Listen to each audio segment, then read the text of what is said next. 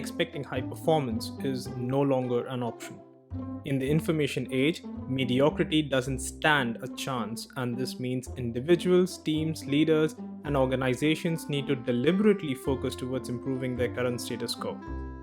This would mean aligning teams to conform to their high performance standards, working together to continuously develop themselves, overcoming their dysfunctions, and managing conflicts head on. This is what I discussed with Vinaya Murlidharan during this podcast. She is a coach at Fiserv in Pune and leads one of their delivery transformation teams. I have known Vinaya for a while and I have enjoyed reading about her work and listening to her talks around organization behavior, philosophy, and politics. And she has helped so many teams on their path towards high performance that I couldn't have had a better guest to talk about this topic. So, welcome everyone as I speak with her about the fundamentals of building high performance teams and how you, the listeners, can make a difference. I am your host Vishal Prasad, and this is Enterprise Joy, educating organizations to be awesome.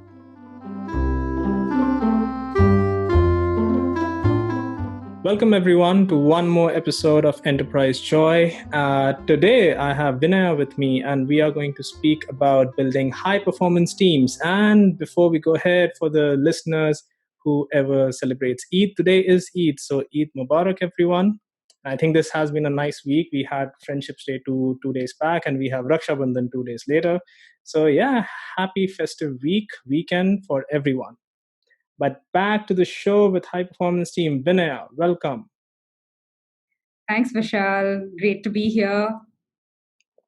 So, uh, I do understand that you have been part of building loads of high performance teams, and I know that because uh, I have read about a lot of your work. So let's dive right into it. What is high performance for you? All right. So, one, concepts like high performance and many such ambiguous concepts, I find that it's easy for me to articulate them and think about them and have some kind of an approach for those kinds of ideas if I have these sort of tethering spots or big anchors for me to build my narrative around. So I would share those. It's not meant to be a comprehensive definition of what high performance is for me, but big ideas that I have in the high performance space. So one is high performance to me is about creating and delivering something that is of high value for whoever is going to derive the value of it, and doing it with very high quality, with very high rigor and discipline, and doing it at high speed, such that it stays relevant and it is timely, but also do it in a way that is sustainable. So it's not something that's a flash in the pan and it happens, maybe once in a while. It's something that is bankable, that's a little consistent. So it has to be a sustainable way of creating high value at high speed with high quality. But also, in addition to this, I would talk about doing it in a way that is giving us joy and we have fun along the way. I read somewhere that discipline without fun or engagement is drudgery, and I do believe that. So I think doing all of this while having fun is a pretty big thing for me. So very briefly, that would be what I would think of when I think of high performance. Okay. I mean, I so agree with what you say. That so I read somewhere, I don't remember the name of the person, but we discussed it just last in the last episode that a team that does not have fun when they are doing things, that's pretty much a sign of mediocrity. So you do need to have fun. How was that? So the everything that you said about speed, about having this high performance definition for yourself. One thing that I have found difficult for myself is even to come up with a definition. I mean, it keeps on changing with time. One day it's one and the other. The other problem that I have faced is to actually define it for teams. So, Mhm. although I wouldn't define it for teams, but for just teams to define it for themselves, it does take time and it is a difficult process because you have so many people and there are so many different mindsets. So, how difficult has it been for you to take, let's say, your definition of high performance and then take this to your teams and then it becomes their definition and then they take it forward? How have you done it in the past? I think that's a really good question. It's so difficult to define for yourself. Taking that idea and having others buy into it is even more difficult, or even for them to set it up for themselves, right? Mhm. So I would say that one, my space is mostly agile, so I spend a lot of time in the agile arena. And the way I described high performance has a lot of overlap with the way I describe agility as well, to be honest, right? Mhm. So when I think of agility, I think of doing the right things of high value, doing it the right way with high quality, doing it fast, such that we can get quick feedback, we can be responsive, and to be able to keep doing it over and over again so that it is sustainable, right? So, a lot of similarities between the way I think of agility and the way I think of high performance. Mhm. So, I do find myself talking about that quite a bit. I also love talking about vibrant workspaces, and that's like a key word for me because when I think vibrant workspaces, it conjures up this image which Mhm. then I'm able to share with others as well. So I'm thinking of people working with a lot of excitement, with a high sense of ownership, working beyond their defined boundaries of their roles, doing excellent creative collaborative work, having points of view and defending and standing up for them, those sorts of things. So Yeah. that's the kind of vibrancy I enjoy at work. So I would say that while I don't think I've been very good at taking my idea of high performance to my teams, if I look Mhm. at 100 little conversations I've had over a course of period, then and I aggregate it, then my idea of high performance gets conveyed. But your question does make me think whether I should be a little more explicit and deliberate about talking about high performance. So this is something I'll take back from our chat. Mhm. Cool. Okay, so I'll tell you. So the thing about, let's say, high speed for high performance, or sustainability, even quality for that matter. The way it works for me is if I'm doing something by myself. Okay, let's say I'm doing a piece of work. Let's take this podcast for example, and Mhm. I will have my own definitions of what high quality is, and what sustainability is, or what beauty is when it comes to something aesthetic. And when I'm doing something, I can evaluate myself later and say, okay, I did something that was good, that was top notch, and stuff like that.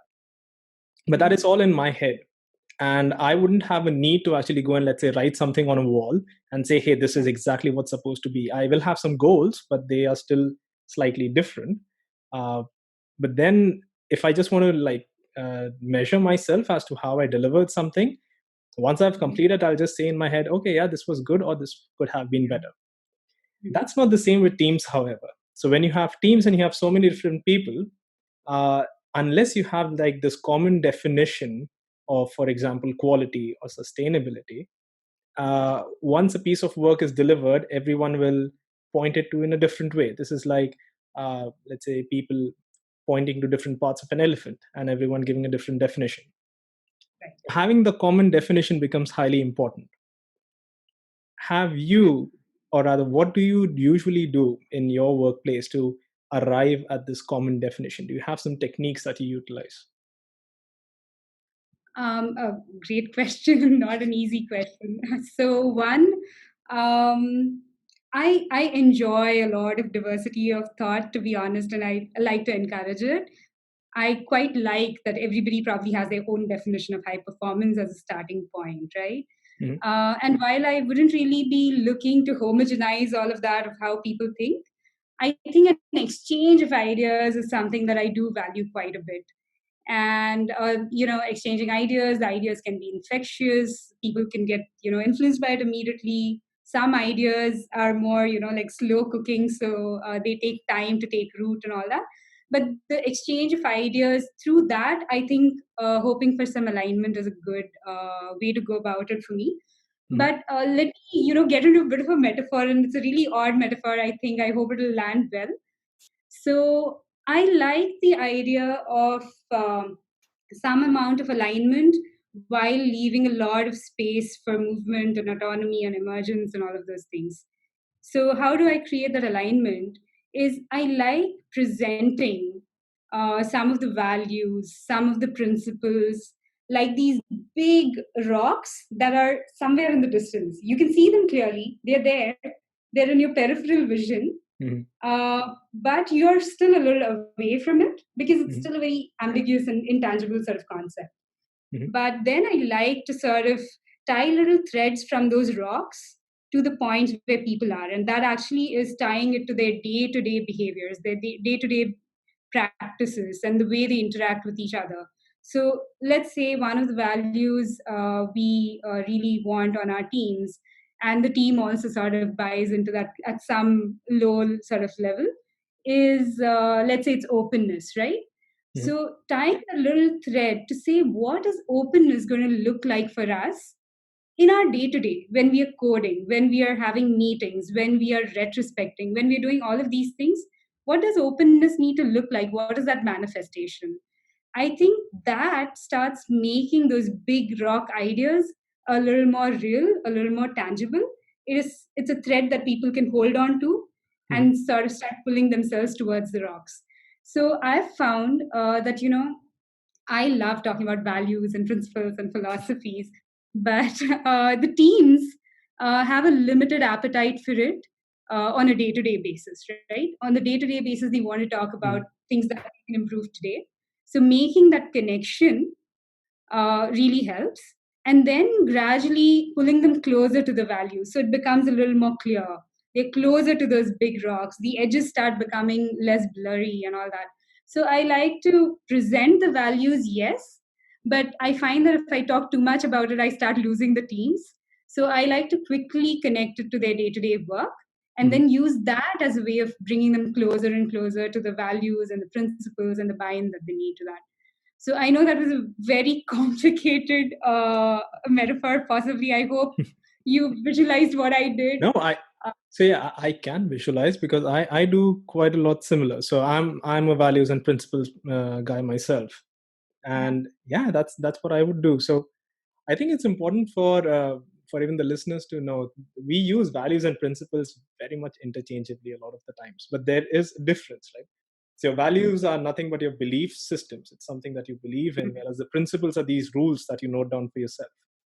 right. So if I'm just to put it in a very generic context, um, obeying laws or abiding laws, law abiding Mhm. citizen, that's pretty much a value or a belief that you have. That's your belief system that you have learned growing up. But if I Mhm. want to align that with a principle, that's a rule. One of the rules can Mhm. be, since I follow laws, I will, let's say, stop at a red light. So stopping at a Uh-huh. red light is the rule or the principle, and that's basically being derived from your values. And True. yeah, I agree with you, it becomes extremely important. So what I have done in the past, and what is challenging as well, is to bring all these people in a room and make Mhm. them brainstorm on what are your common values that you want as a team. And since Mhm. everyone comes from this different background and different belief systems, they have different values. A lot of the values are organization values as well, and pretty much most of them are aligned with it. uh, but then you Mhm. have some personal values. And Mhm. what I try to do is at least come with the common set that everyone agrees with. Like, okay, this is a value that my team definitely wants. For example, you mentioned openness. Let's say there's one value that says focus. And when I say Mhm. focus, I'm simply saying, hey, I'm concentrating on something that I have to do and I don't want to be disturbed at that time. So if focus is a value, having these do not disturb moments become like a principle. And the Right. implication for that would be, hey, this is a do not disturb time, so we don't schedule any meetings at this time. Even if it's the CEO of the organization, I'm just going to do my work and stuff like that. I know it sounds very ridiculous when I say that, but that's what it stands for. But yeah, so let's say that we do have the values and principles and everything. How does that Mhm. span out for you? Where do you take it from there? So, like I said, I think I find that the values and principles. So people find it easy to agree to those at conceptual level. Mhm. Like, for example, if we talk about openness again or focus, right? Like you mentioned. So, in theory, people find it very easy to buy into it and say, "Yeah, we buy into that, we value it, and all of that." The principles, you're right. I think put some guardrails around it. and it helps them. It becomes like this decoder ring, that if this is the value, what is the behavior I need? The principles are the decoder ring Right. in between. That serves a big purpose.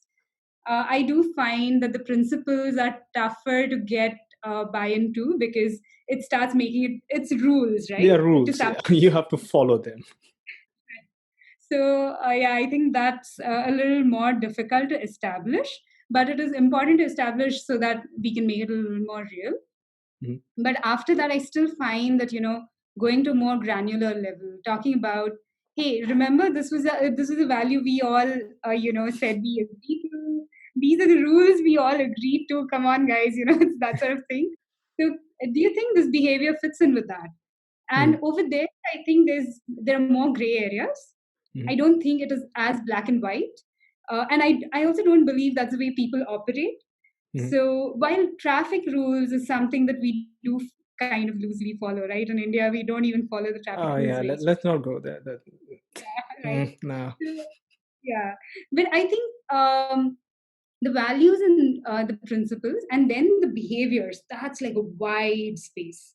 Mhm. There are so many manifestations which can still operate within that wide definition of the values and the principles that we have, that we should allow for that variety. So I'm a big believer in allowing for a lot of diversity, variety, because I find that we cannot set rules for everything, right? Everything's Mhm. going to emerge as just way too dynamic. Oh It's yeah. a Yeah.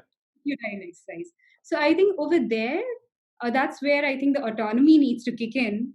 Where if we do a good job in the alignment, then I think the autonomy will take care of a lot of things on the ground.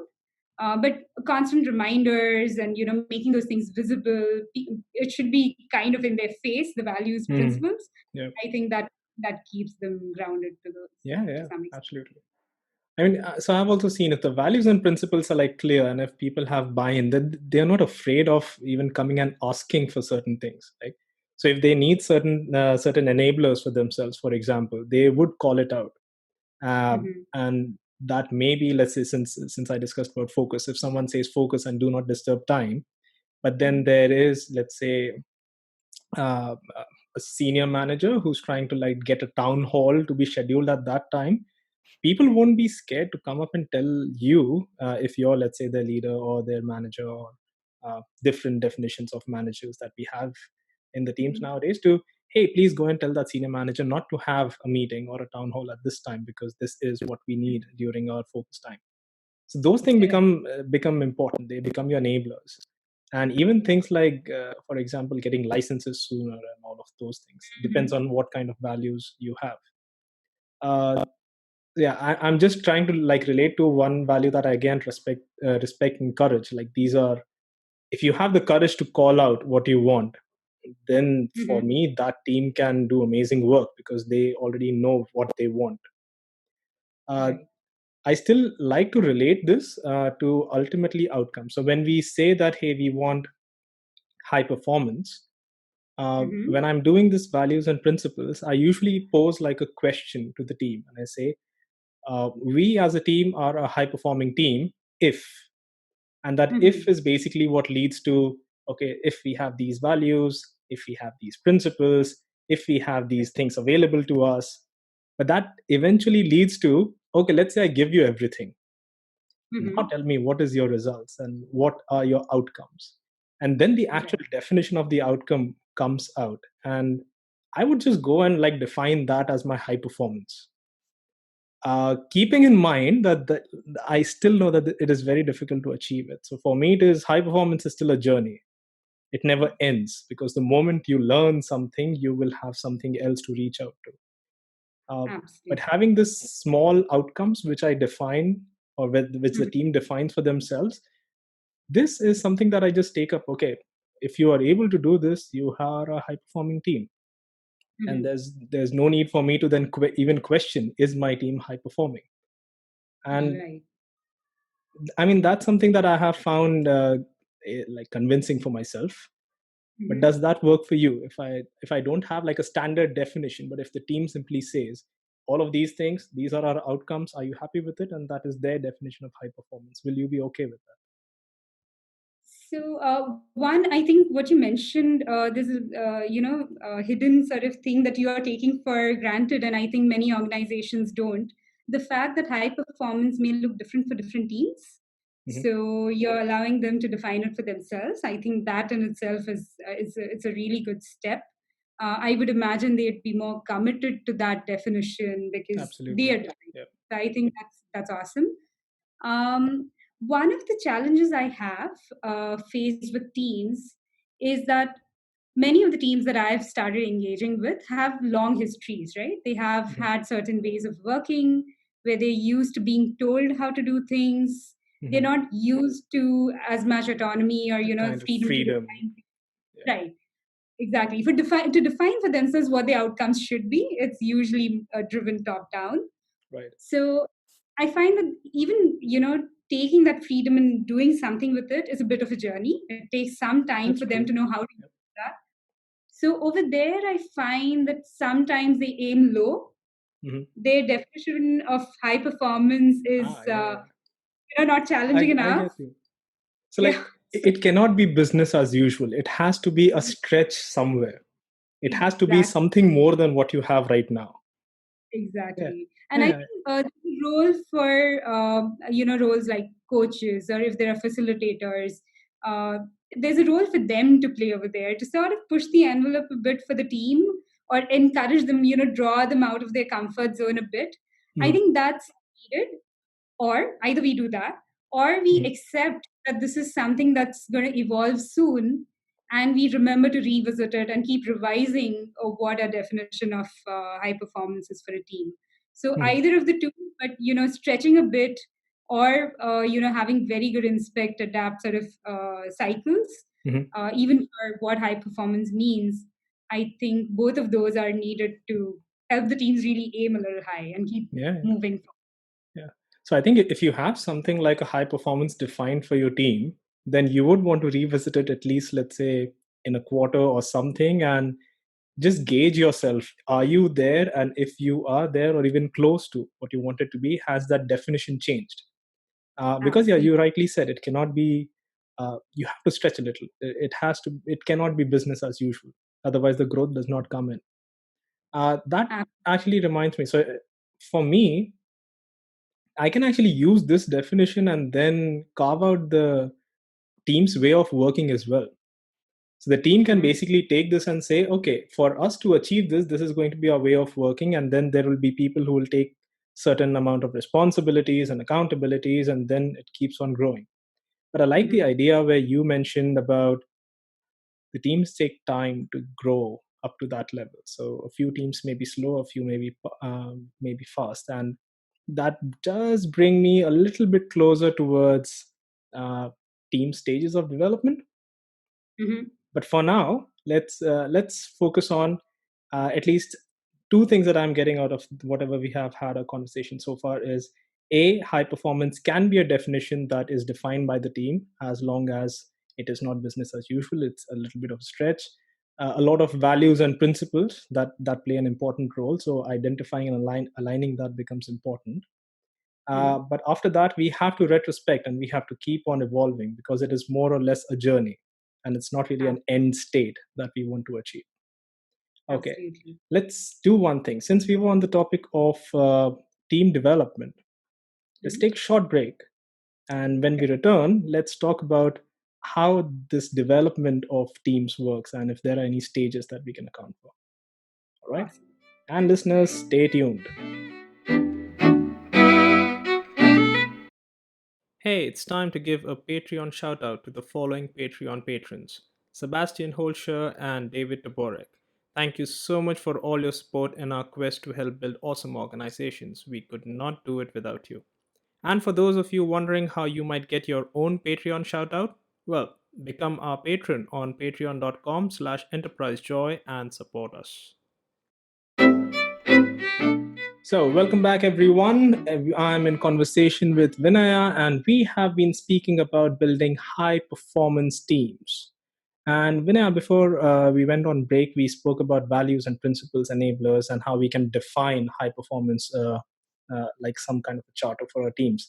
I forgot to Mhm. ask you, what is your most important value? for yourself? Okay. That's a good question. And of course, it makes me think. And my first response, and it's a lot more about, my overall persona, not just about work. I thought of saying tolerance, Mm-hmm. allowing for a lot of diversity of thoughts and behaviors. Mm-hmm. But as I think through that a little more, I think I do expect something that's a little more underlying and a little more fundamental than that. Like, having respect for each other, not being a jerk, Mm-hmm. and being open and all those things. But if I dig even deeper, I think for me it is really adaptability.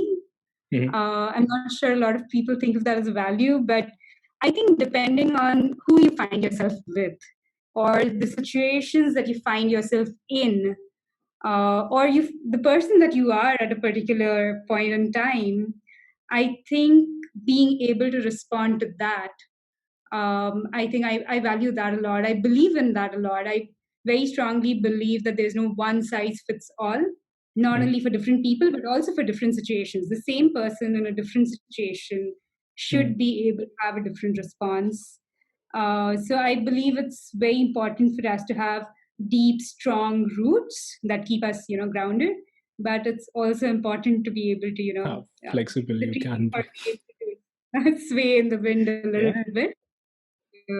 Adaptability. I started with tolerance, I ended at adaptability, but I think with adaptability, a lot of these other things sprout from there. So Mhm. I would go with adaptability. Cool. I mean, yeah, respect, and I think for me, respect and courage will be like two my most important ones. Hmm. For the simple thing, I do want to be respectful for everyone around me. I think that will be tied pretty much with tolerance. Uh, Yeah. but yeah, courage important as well for me because I do want to call out things the way they are, be it whether you like listening to it or not. So, like giving you bad news, even if you don't like Right. listening. But yeah, for me as well, respect and courage. Okay, Awesome. Those are, timeless classics. So timeless classics, that. absolutely. Okay, but we did cover a little well. We mentioned about every team can have a different stage of development. So not every team will have the same definition of high performance. They Mhm. can derive one for themselves, but they will have some journey for themselves as well, how they develop as a team. How do you Mhm. see team development as such? Right. You're right. Every team has a journey of its own and it all looks different. I haven't yet, in all my experience, come across even just two teams Hmm. with whom I've been able to try the same things and have had the same results. So every team looks different. So, one, I think going in expecting that a team's journey is going to be unique to that team is it just frees you up a little bit to, accept that. So that is one. But I would say that a team coming together. So I'm going to use a metaphor of marriage, Hmm. and if it starts getting awkward, please stop me. But No, no, go ahead. something there. I, Let's see. I like awkward conversations. Awesome. All right. So think of a young couple that is not yet married. They're just seeing each other. They're putting their best foot forward, and they can do no wrong and everything. It's the honeymoon period, so to speak, right? So Hmm. everything's hunky dory, and it's basically people are being nice to each other, right? People are learning to be with each other. They're being nice to each other. So it's that stage. Hmm. Um, as a couple gets married, the first few years Hmm. can be really rocky because now you're living with that person 24 by 7, and there are little irritants, right? There's a wet towel here and there are dirty dishes there, and somebody's spending too much, somebody's too thrifty. So all sorts of things. So that's a period of settling in where people are really seeing the real person and learning to be with each other. Hmm. So that is the second stage. And after that, if you look at a slightly older couple, they've been married for a few years. There is a certain amount of comfort. Um, there are a lot of unspoken cues that you can pick up. You have certain ways of working that are settled, that you can depend on. So there's a level of comfort, companionship, and all that, right? So Mm, I'm going to just take it back to a more popular model, which is Tuckman's model, and it's not the marriage metaphor. But Tuckman does talk about, and it's extremely popular, so I'm sure a lot of people mm, have heard of.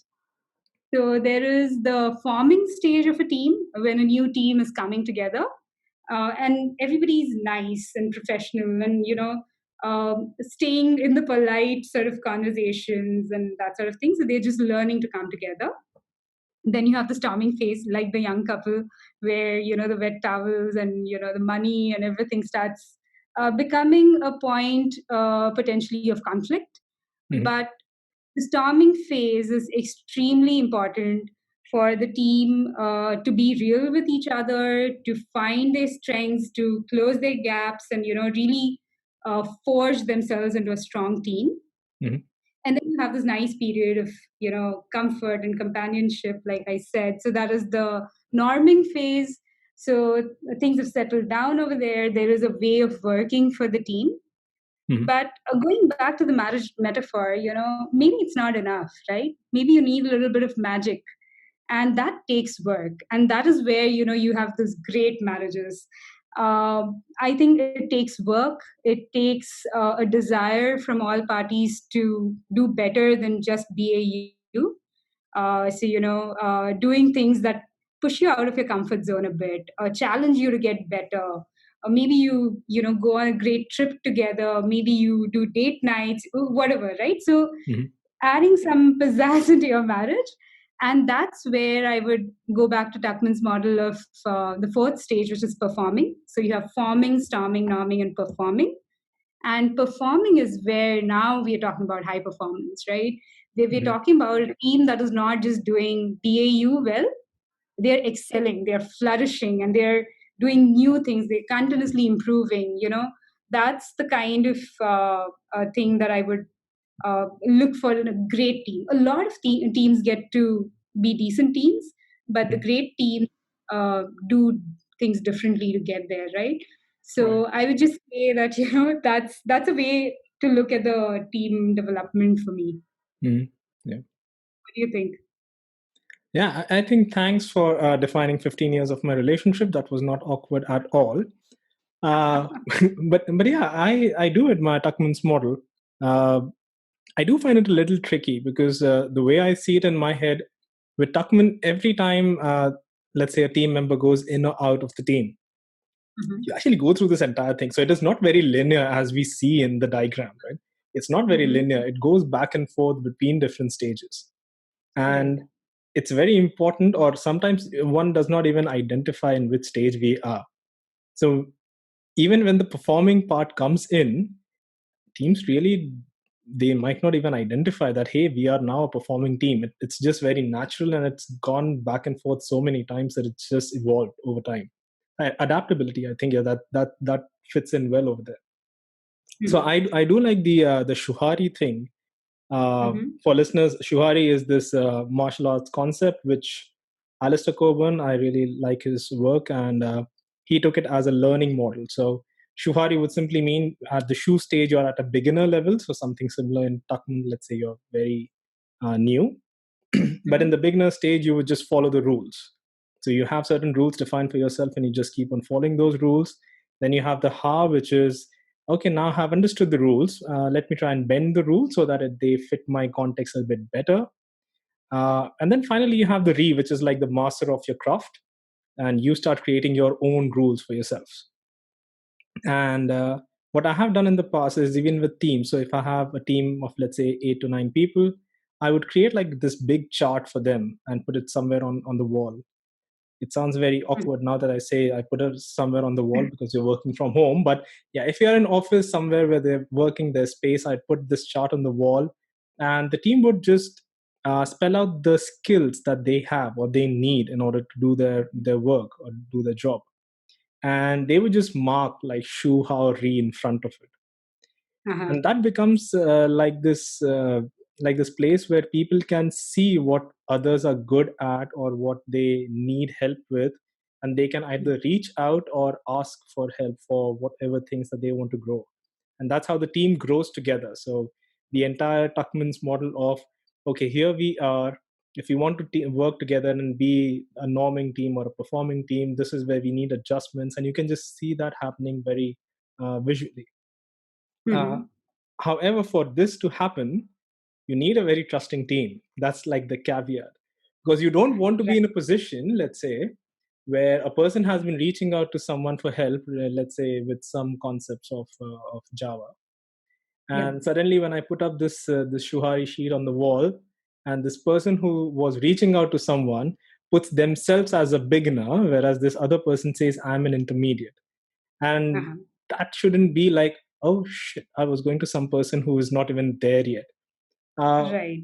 so it becomes important to create that kind of an environment where people feel safe to be open. So if this exercise does happen, I would expect the other person to go and say, are you crazy? You can't even be a beginner. I'm the one who's coming up to you. And they can actually help them switch their levels.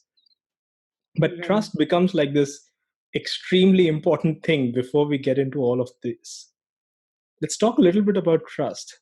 Have you found it difficult with your teams? Because I think that we can go somewhere with this. Mhm. How do you see trust?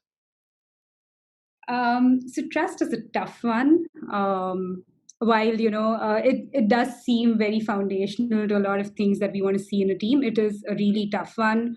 You can have all the right intentions, you can do all the right things that you think are right, and yet trust can be a very slippery thing to catch hold of.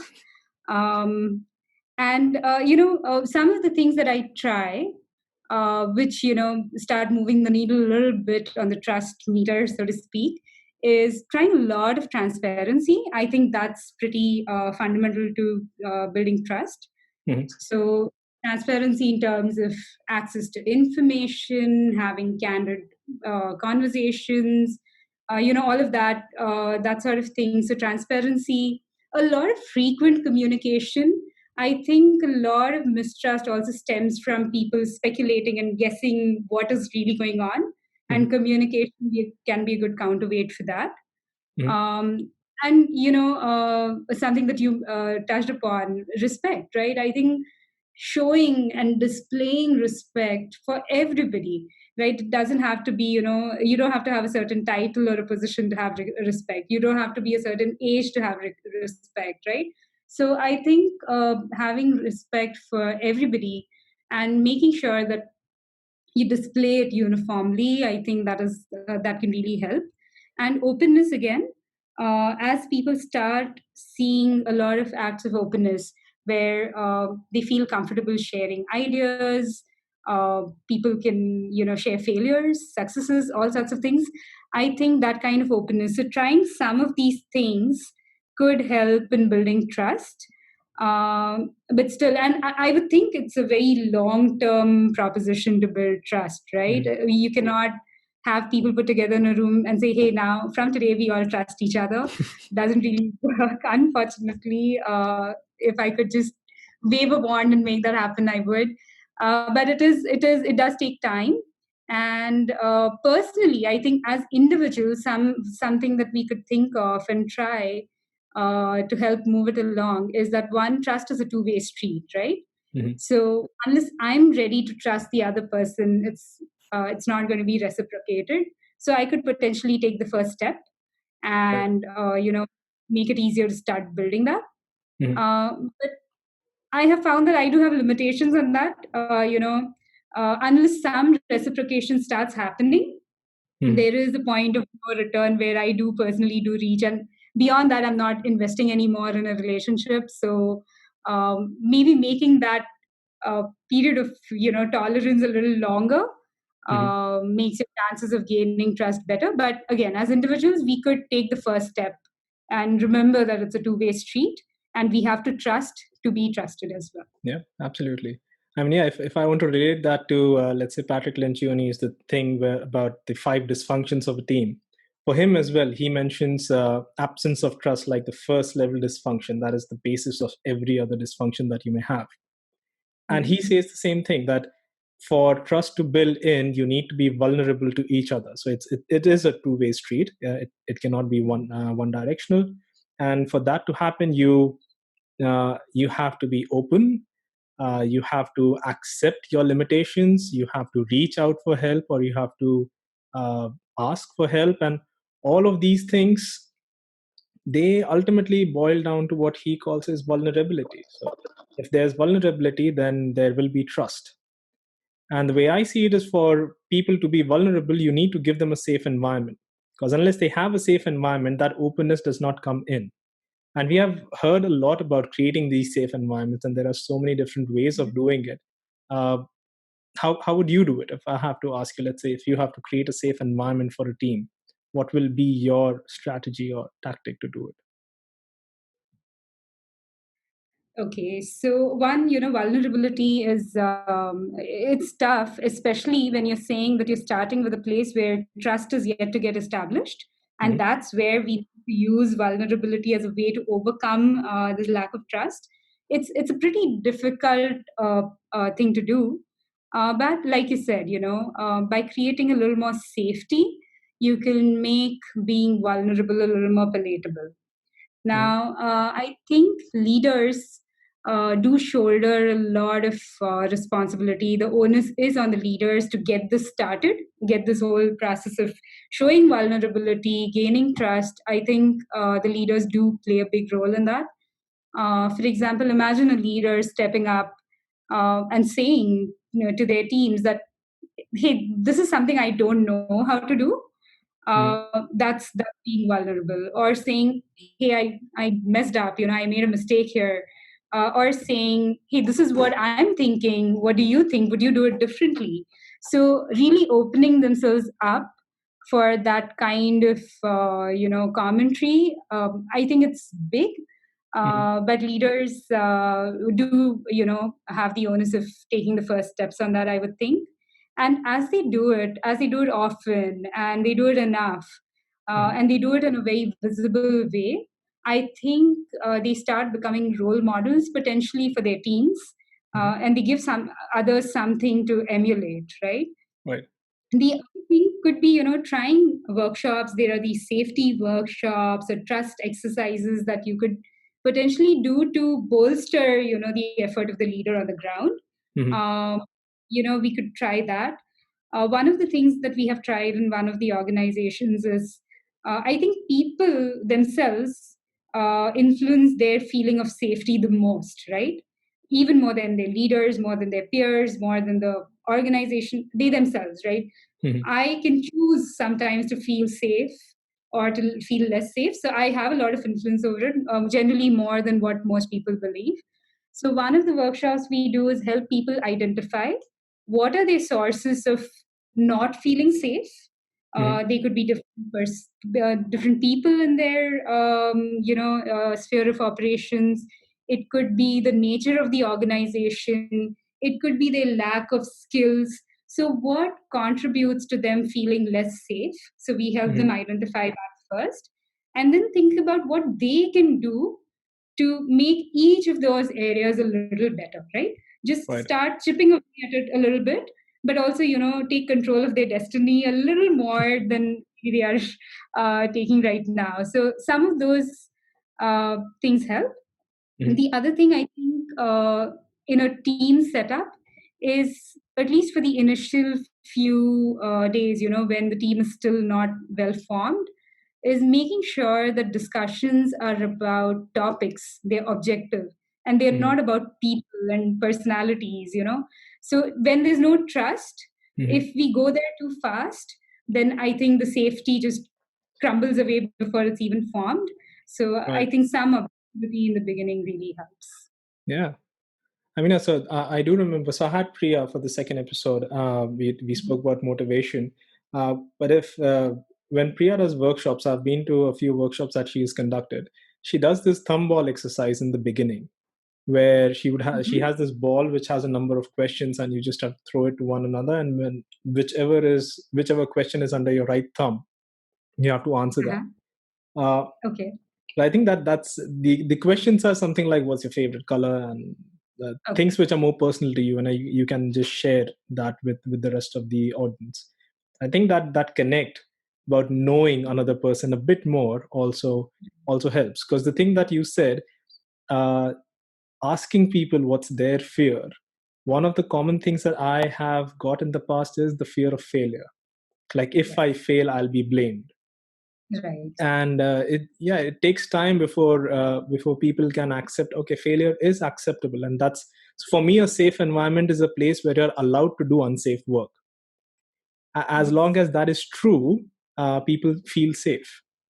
But then the place where Mhm. you said that it still has to be objective and not personal. If we want to continue on the dysfunctions path, you have the second level, which talks about fear of conflict. And the moment I say conflict, there are people who don't like it, because conflict is not something that we like. We like everything that is nice and cozy. But if I actually see, for us to solve problems and to grow, conflicts are essential. And I totally agree with you that it is important for leaders to address that. Leaders have to be in a position where they can bring up those difficult conversations, they can address the elephant in the room, and they have to allow these conflicting conversations to happen, because that's where Mhm. problems get solved. And that's where I think these conversations, as long as they're not personal, as you said, it has to be objective. And I think the leaders can ensure that these conversations are objective. uh, Mhm. if you have that, that actually strengthens your relationship a lot more than what it will just be like, hey, we have to be trusting for each other. This exchange of ideas, just knowing people more, and at the same Mhm. time solving a problem at hand, that brings in a lot more trust. So for me, conflicts as well, the second level, if I have to say, is if not the same but equally important for anything that you have to do when it comes to building relationships. And yeah, for sure, leaders, yeah, you have to step in.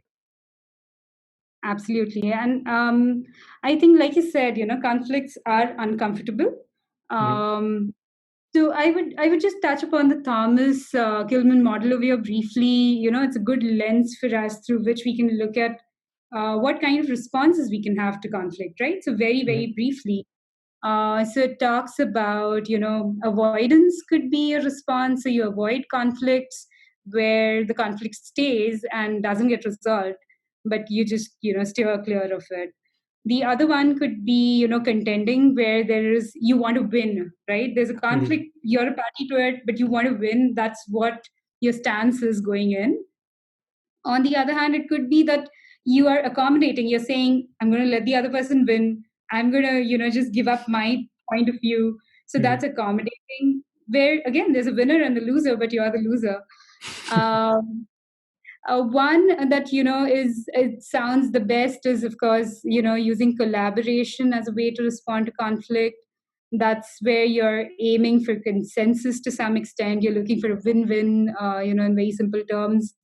So if as a leader, most of the time, my overwhelming response in most cases to conflict is to drive for collaboration, that Mhm. I think that's great. Occasionally, a leader must and will choose other ways. There are times when you'll avoid conflicts and you'll do other things. But I think there can be so many responses to conflict. And sometimes the nature of the organization or the culture of the organization contributes to this.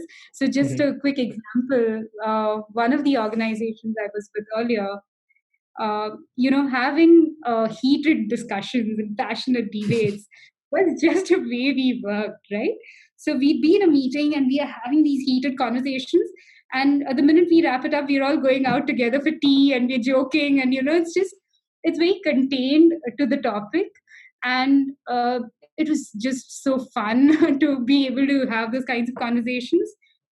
But I have been in other organizations where the culture of the organization is it's very formal, it's very polite. So over there, if I suddenly I'm the only one having a very passionate discussion, then it could also be offensive, seen as offensive for some of the others. So Mm. I think the culture of the organization, but each of us impact the culture of the organization, so we can shape it. But Yeah, that's gradual time. But yes, I've worked in all kinds of places, man. and So you talk yeah, about meetings. Like, my biggest pet peeve is to have boring meetings. Like, like kill Right. me now kind of feelings. I really don't want that. Like having meetings which are engaging is something that I really want. But yeah, Uh-huh. if you fear conflict and have this artificial harmony, as you say, then yeah, that's never going to happen. So true. But the worst is the passive aggressive, right? Where nobody's Ah. opposing or having a different point of view, but you have this wall of silence and you're like, am I on mute? And you're just checking those things. Yeah. But I think it also leads very well into the next item that, is in the five dysfunctions of a team, which is lack of commitment. Yeah, So, like you mentioned artificial harmony, I think just now, right? yeah. And it gives the sense that everybody's agreed and bought into what was discussed because everybody's quiet. And sometimes I hear even myself saying, hey, I'm going to take silence as acceptance. Ah. And that just doesn't fly ever, right? Because it's not. So I think it leads a lack of conflict, directly feeds into a lack of commitment Mhm. where you think people have bought into a decision, they've bought into an idea, you think everybody's going to go back and just make that magic happen, but they never really had the safety or the confidence to bring up their own ideas and disagree and have place for dissent. Mhm. So the buy-in is also low and the commitment is also low. Right. And something that leaders can of course do there is to force a little bit of clarity and force a little bit of closure. I do feel sorry for leaders, to be honest. I think they suffer through all of these things as much as team members, Yeah, but but they do the way. I mean, here's the thing. I don't see leaders as like one figure in a team anyway. I mean, leadership is very situational. So depending Absolutely. on what you're doing and where you are, every individual can become a leader, and rather they will become leaders. Especially if you're talking about this autonomy, Yes. autonomous teams. Yes. So it's not to say that hey, there's only one leader in the team and this person is pushing everyone to do things. No, you have leaders who are very much situational and occasional. So I Absolutely. think yeah, I'm so when you said about the this like silence is acceptance, there are so many workshops that I remember from my past which have had this small uh, like posted somewhere that says silence means acceptance, so speak up. And I so Okay. hate that posted. I mean, I understand the reasoning behind it, that we are pushing people to speak up, but I think Right. the facilitator of that workshop has a much bigger role to play, because you have to be skilled enough to bring in that person in the discussion or in the workshop. You can't just expect one post-it to be put up on the wall and people just open Right. up because, oh, I see a post-it, I should talk. That never happens. So like the facilitator Absolutely. being the leader at that time, yeah, that becomes an important job for them. I totally agree with that. But then I do agree. So since we are going like the level of dysfunctions, the next one is avoidance of accountability. So if you're not committed, then you won't even hold yourself accountable. So there'll be lack of ownership. You wouldn't even take up things to be like your own baby. And Mm-hmm. that for me itself brings in this feeling of, if you're not bought in completely, like if you're not committed, then whatever you create later, and if let's say you are the one who everyone is looking up to and you are for some reason not able to do your job, and if I Mm-hmm. call out in a meeting that hey, this was supposed to be done by you or your group and blah blah blah whatever, and if you don't even own up to it, well then there's something totally wrong over there. And I think just for this one dysfunction, there's so much that we can do, right? So we have reviews in place, we have feedbacks in place, we have retrospectives in place, and there are so many different practices that lay this foundation. And these practices are basically there so that you own up to what you have, and accountability becomes very, very important. So yeah, Mm-hmm. if you don't even have that commitment, then accountability becomes a big question. Right. And I want to be in a meeting where I can call out people. Let's say if I have so I work with software development teams, right? And when we talk about quality, quality is the accountability of the development team. And Mm-hmm. if our definition of quality is not met, I I will call it out. Sure. And I'm lucky to have team members, like development team members, who will say, yes, we slipped, or yes, we are supposed to do it. And that is the Right. level of ownership that I'm looking for. And yeah, that for Mm-hmm. me is extremely, extremely important. And do you also find, so I find that creating an environment where peers hold each other accountable, Oh, yeah. again, takes a lot of time. Where, if you have somebody with a title, right, you have, I don't know, a facilitator, a scrum master, a manager in the room, then they expect that person to, hold people accountable. But having Okay. peers each other accountable, I think that's where it starts becoming more Yes, sustainable and repeatable. And I exactly. think that's something to Yeah. work I towards. mean, you spoke about high performance has to be sustainable, right? So I mean, it shouldn't happen that if a manager is on leave, then the team does not perform. That's not what we are targeting for. If it's a high Correct. performance team, it's a high performance team, irrespective who is in the room and who's not. Yeah. Absolutely. And I think this also, if we finish off the five dysfunctions, Mhm. so the last one that Patrick Lencioni does talk about is inattention to results. Mhm. And I do see this quite a bit because many of our teams are still in flight, and it's a very long sort of journey. So we find that when there's no commitment and there is no accountability, at some level, there is no alignment to what they're trying to achieve. So Mhm. there is no attention on the collective results of the group, right? Right. We're talking about the functions of a team. So it is about team goals and the team operating together as a very tightly knit unit. Mhm. So I do see some inattention to collective results. Yeah. And it also manifests itself in people having their individual goals that they are going after, which may sometimes be Yeah. in direct conflict with the team goals. And that becomes really odd because then there's this tension, right? People are pulling in very different Right. directions. And it can be a very purposeless group. As a team, they can be very purposeless.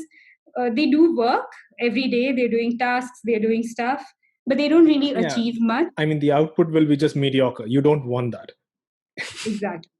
I think to some extent it can be combated by having more communication about the goals, by Mhm. again making the goals a little more visual and visible and in your face. Maybe celebrating small wins, right? That's a way of positive reinforcement, letting people know we are headed in the right direction. Mhm. Appreciating, contributions from various team members towards the goal. So, keep reiterating in various ways the fact that we are all tied into one direction and one goal, Mhm. and making sure we all headed in that direction. Yeah. So So those I think things. even when you say like this, my goal versus the team goals, I think that will be the reason why a lot of the organizations now we understand that team rewards are like much more fruitful than individual incentives or stuff like that. And there are different ways Right. of achieving it, obviously. Okay, but okay, for now, let's say that if I do want high performance team, Hmm. then addressing these dysfunctions also become very, very important. And whether be it a leader or the team members, it's important that everyone understands how these dysfunctions have to be tackled, and that is a step towards being high performing. uh, I do still want to address a little bit about conflict, since we spoke a little bit about that, and you spoke about TKI also. Hmm. Let's discuss that in a bit more detail, because I think that'll be interesting for listeners, just how conflicts are really important in our lives. But let's do that after a short break, because we have been speaking for some time, right? So we'll be back in a short while, and then we speak about conflicts and their importance. If you like what you're hearing, then do subscribe to this podcast for more of Enterprise Joy. You can get a complete list of platforms where this podcast is available on anchor.fm/enterprisejoy or on our website enterprisejoy.com. Folks who prefer more visual experience can save the Enterprise Joy podcast playlist on YouTube. And you can also support this podcast by becoming a patron on patreon.com/enterprisejoy.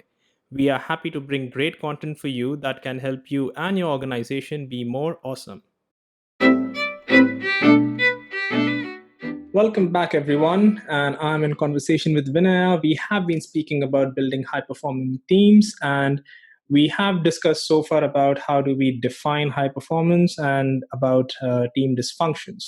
We are going to deep dive into one of the dysfunctions in this segment. It's fear of conflict, because I believe that's something that we should address, and it is interesting. My question to you, Vinaya, are you scared of conflicts? Well, I wouldn't say I'm scared or afraid of conflicts, but some conflicts are uncomfortable for sure, right? So they do, shake you up a little bit. But they serve a purpose in helping the teams form and getting better and get to high performance.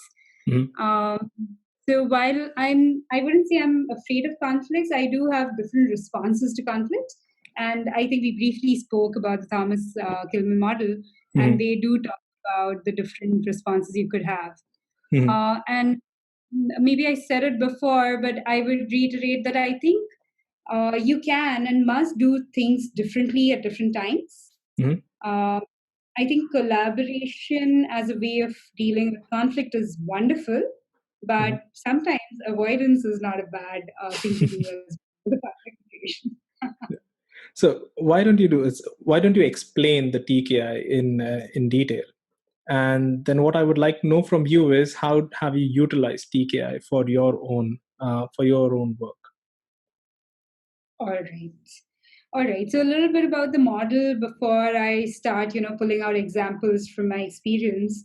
So one, the TKI model, a simple version of it to think of is think of two axes. Your x-axis is how much cooperation you plan to bring into your conflict management, and think of your y-axis as how much assertiveness you want to bring into your conflict management. So now you have Mhm. this sort of a grid where it's on cooperation and it's on assertiveness. So let's start with the first one, where there is low cooperation and there is low assertiveness. Mhm. And that is what avoidance is, right? Mhm. So I'm avoiding conflict. I'm not really looking to solve it. So I'm not going out of my way to cooperate and, resolve the conflict. Right. I'm also not asserting my position and saying, hey, let's resolve it, my way or anything. So I'm just avoiding the conflict altogether. Mhm. Um, and I would say, let me also, maybe talk about the examples as I go along with the model.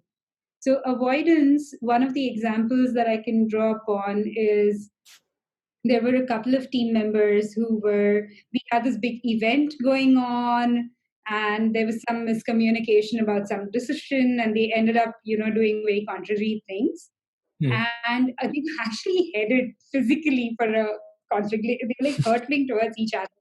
And at that point of time, the decision was so contained in time, it was just relevant for that one event. Mhm. um, and it didn't really need to be resolved. It didn't have long term repercussions, etc. It was just an outlet of emotions that was happening over there. Somebody just stepped in and they actually physically steered one of the people away from the other.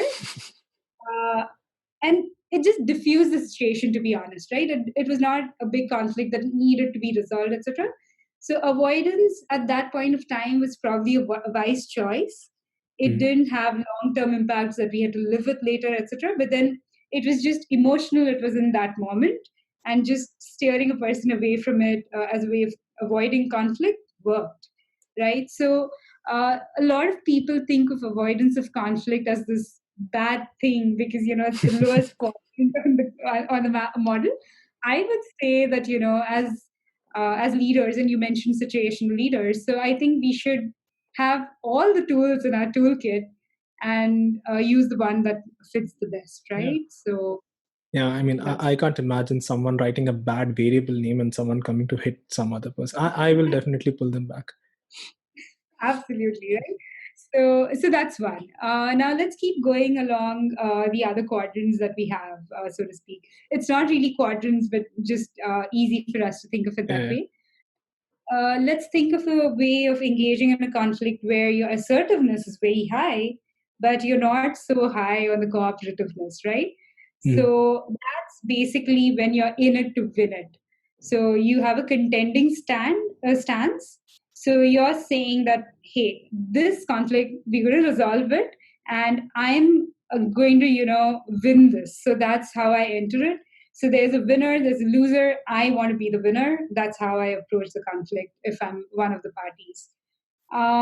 Now, this we see from time to time, especially I would say in the case of places where there is expertise is valued a lot, in situations where expertise is valued a lot, then it becomes, a lot of things are on the line. Then you have your professional pride, you have your ego, you want to win it, so all of those things.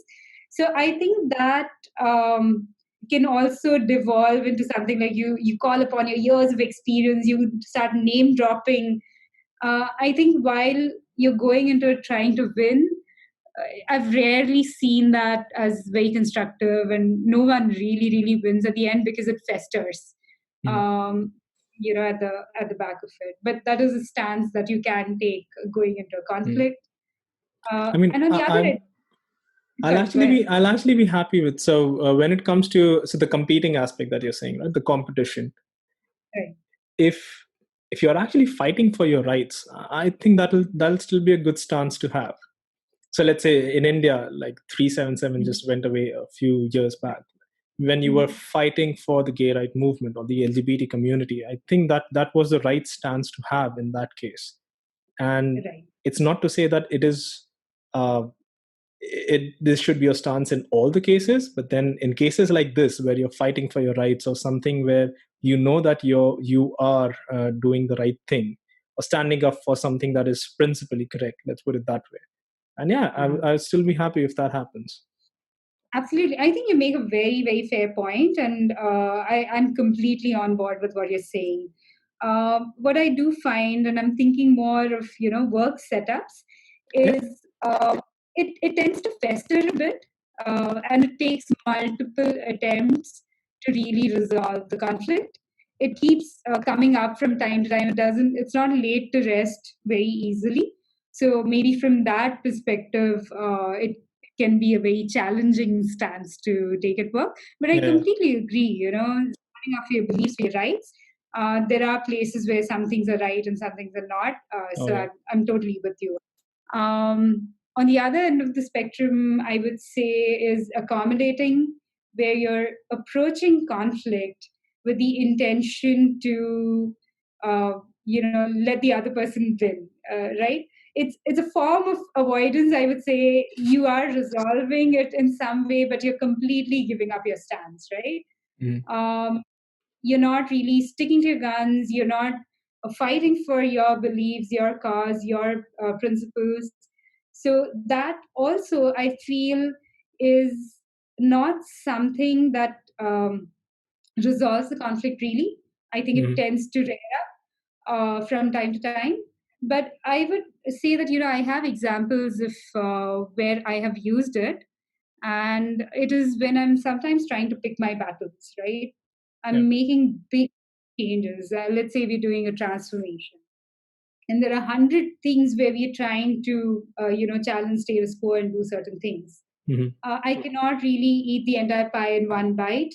So sometimes certain conflicts I may accommodate the other person's view, even if I'm not in full agreement, with the intention of circling back to it at a more opportune time, or when the conditions are better, or give that person some time to digest the variety of opinions. So it Mm-hmm. is something that I would use as an intermediate sort of stage. Yeah.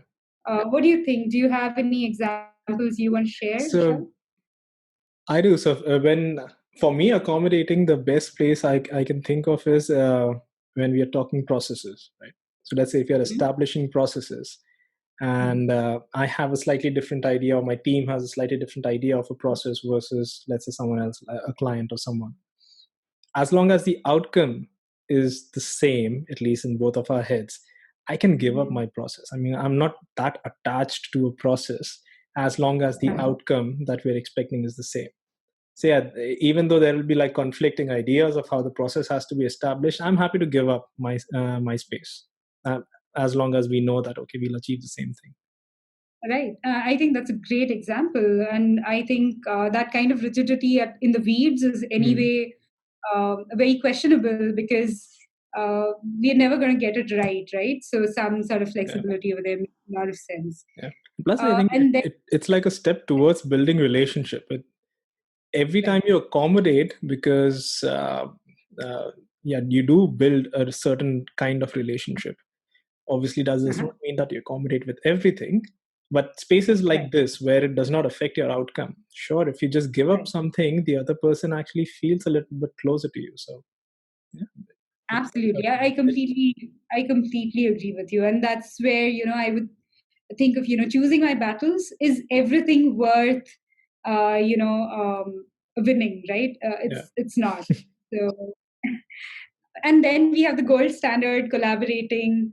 So that's where we are trying to blend ideas, Mm, have space to uh, collectively forge something together, and that's wonderful. It's a little bit of consensus building, a little bit of synthesization of ideas, and all of those things. mhm, I think on paper, I would say that sounds like the best response we could have to conflict, and also on the ground. So I don't mean to say that it's only in theory, but I think we should remember that it can be time consuming, right? mhm, Consensus building can take time.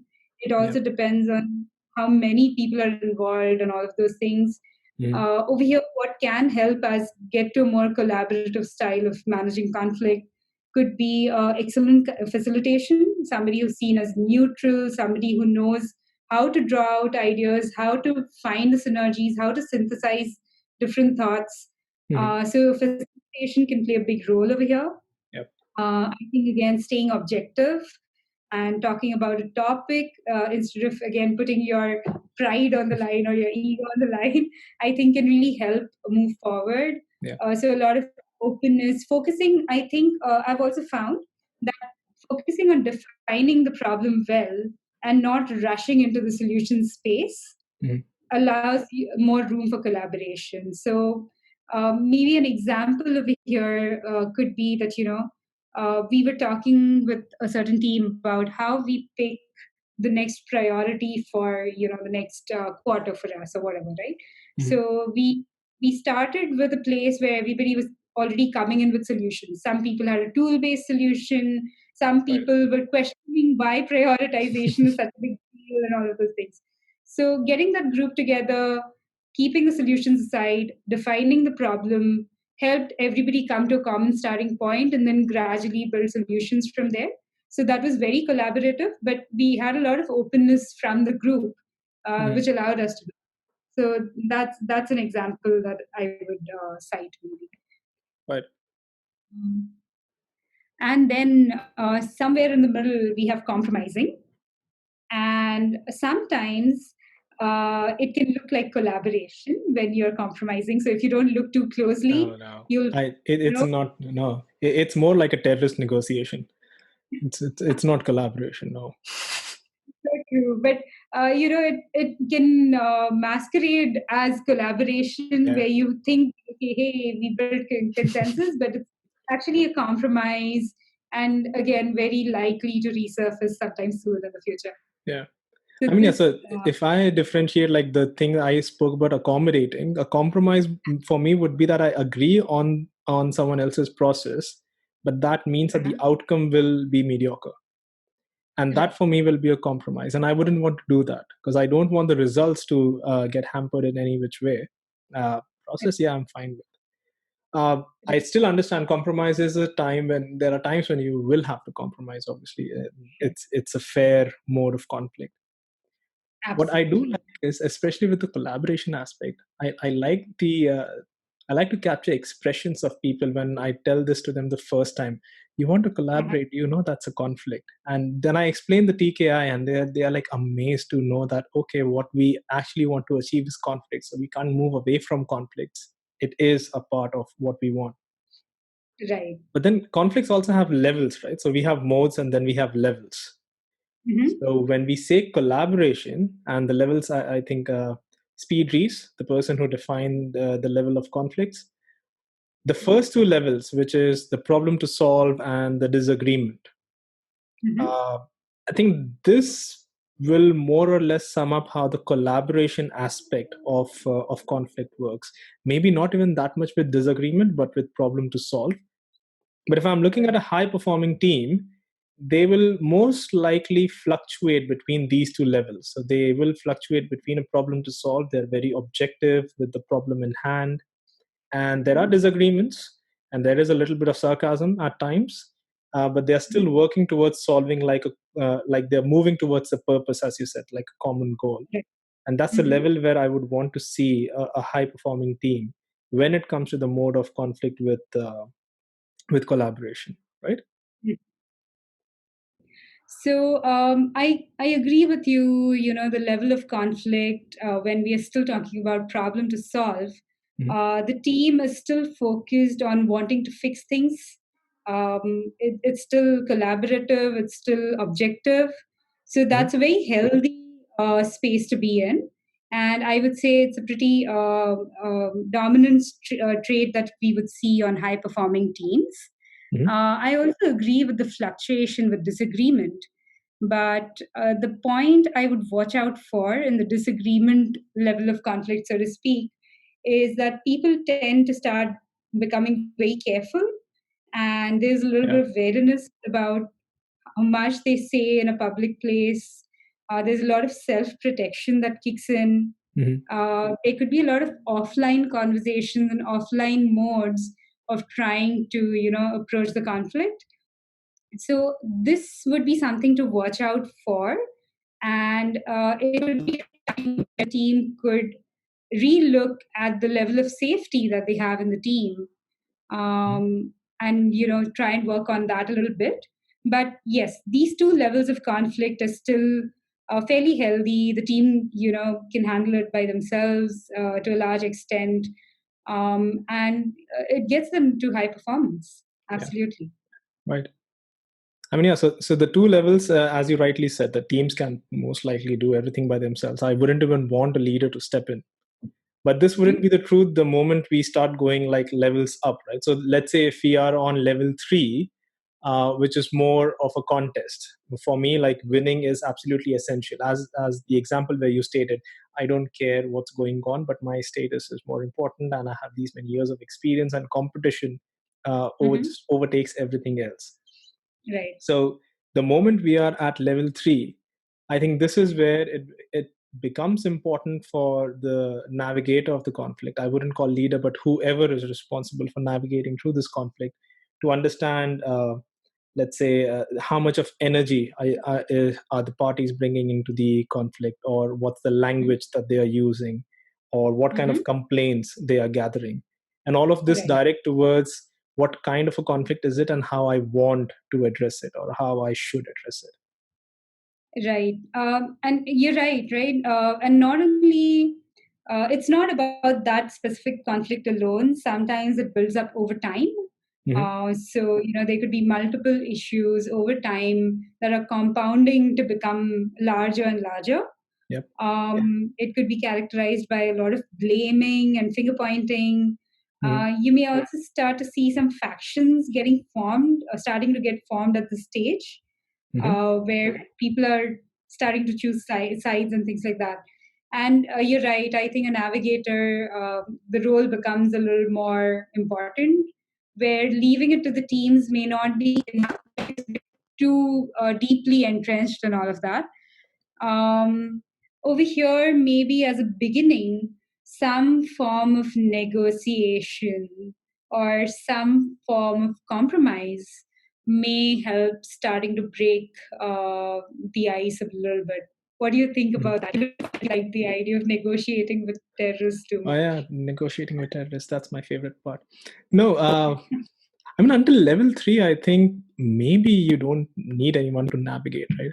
I know level three is Mhm. still a little bit of personal attacks, and Right. uh, people may start taking sides. I wouldn't Hmm. say this is like still the level of people like take sides, but they you might Right. start seeing certain inclination.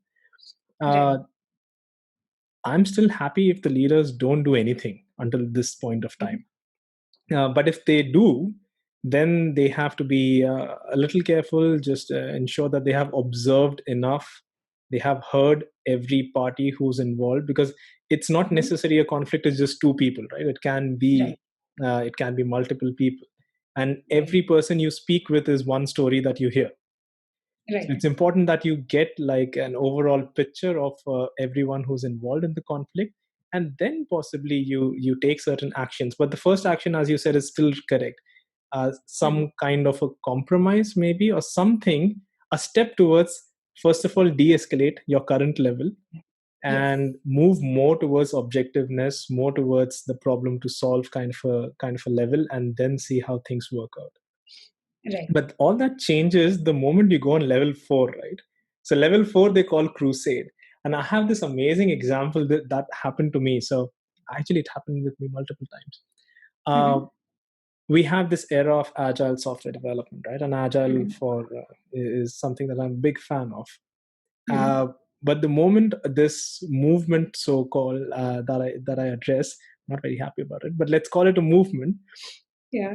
We now started getting into a phase where we want everyone in the organization to be agile, which isn't a Right. bad thing. Agility is a good thing. But now we suddenly want everyone to change. And now we are passionate about everyone to change, but maybe someone sitting in the finance department is not. Mhm.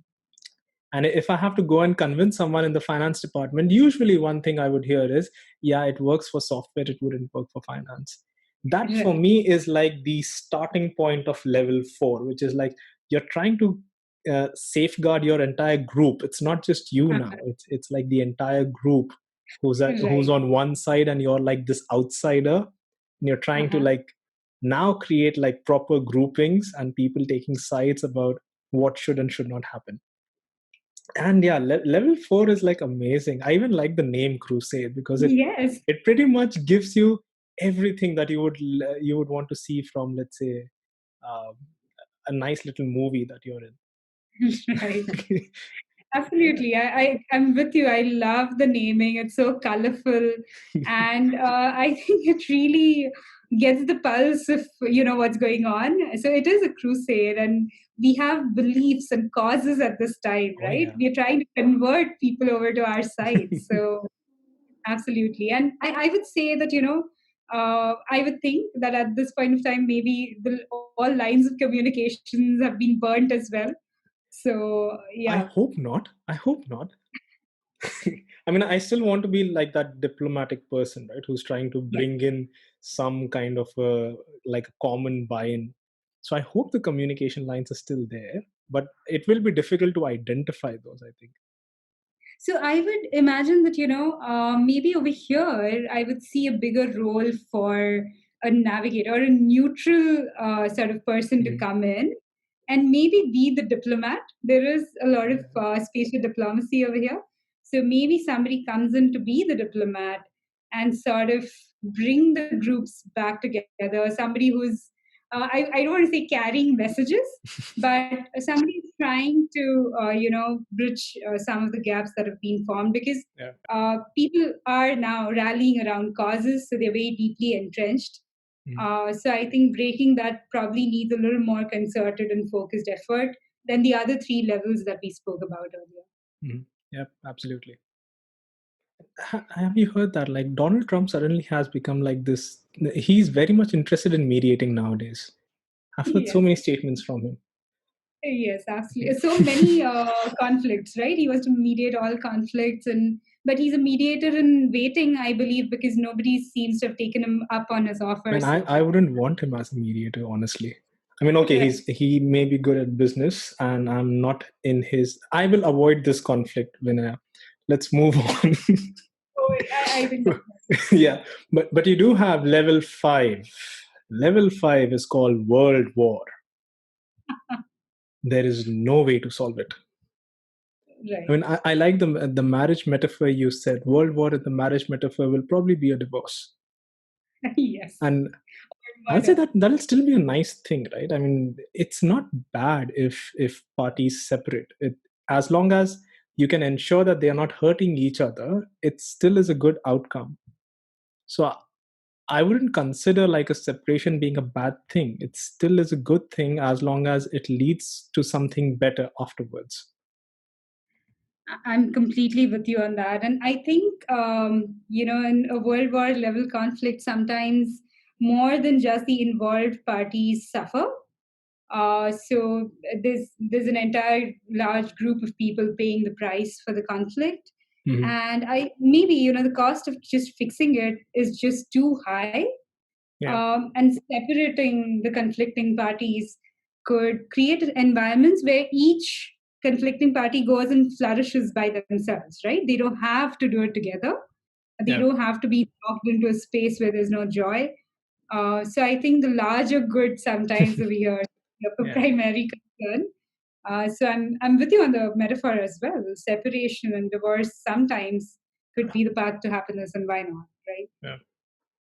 I think a lot of the times when conflicts happen, and if people are aware of these levels and modes, um, anytime you start like noticing a conflict to appear, you start trying to level it somewhere, and you try to like bring in what is the right mode to address. It Yeah. is important to note that not everything is going to be like level 4 and level 5. These are still exceptions. I mean, okay, Yes. until level 3, you may still see it every now and then, even if it's a high performing team, because ultimately we are humans. Yeah. Having level 4, level 5 are still like exceptions.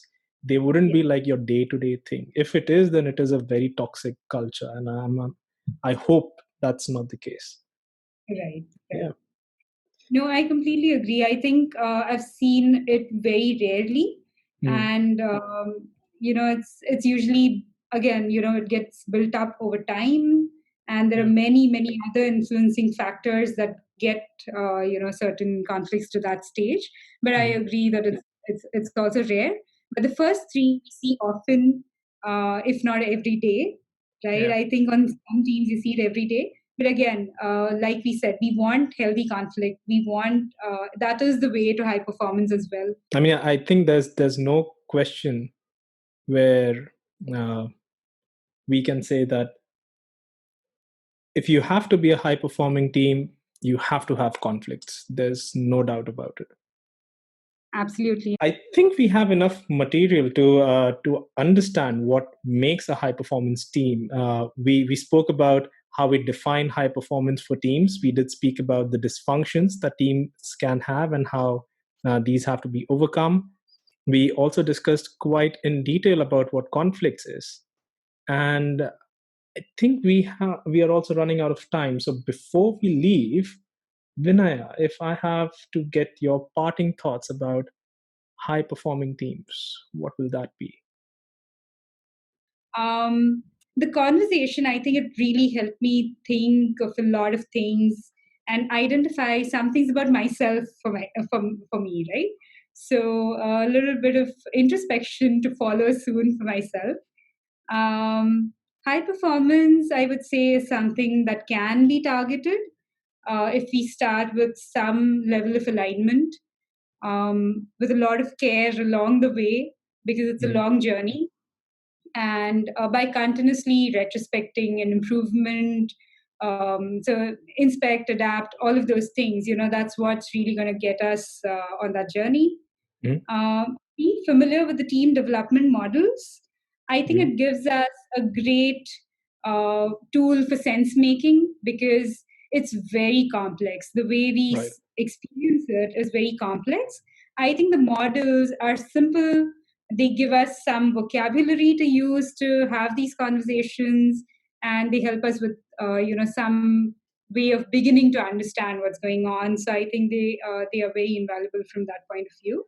Mm, Also, being familiar with and expecting certain dysfunctions on our teams can help us go in better prepared for some of the challenges. They can help us preempt some of the challenges, and really, accelerate our journey towards becoming these awesome teams. right. And lastly, conflict, right? Conflict as a means to grow the team is awesome. But knowing the nuances can really help us have a better response.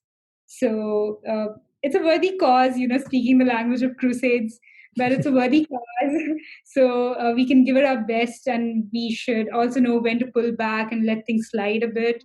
So it's all like this intricate dance that we're playing, but I think knowing all of these things helps us navigate the whole landscape a little better. Absolutely. Absolutely.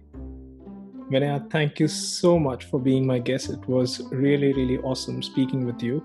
And hopefully we can collaborate again in the future. I'll love to have one more. I'd love to do that anytime. That was Vinaya Murlidharan sharing the building blocks of high performance teams. Hope this episode was just as educational for you as it was for me. And we did speak quite a bit about leadership, so in the next episode, I'll be speaking with our agile amigo Shri Harsha about extreme ownership where everyone is a leader. For more of Enterprise Joy, subscribe to wherever you get your podcast and on YouTube so you don't miss any episode. Patrons on patreon.com/enterprisejoy get some exclusive benefits, so do check out what we have to offer. The details of our upcoming episodes can be found on our website enterprisejoy.com, and you can send your feedback and comments to vishal@enterprisejoy.com so our podcast can continuously improve. So until next time, thank you for listening to this podcast. Take care and stay safe.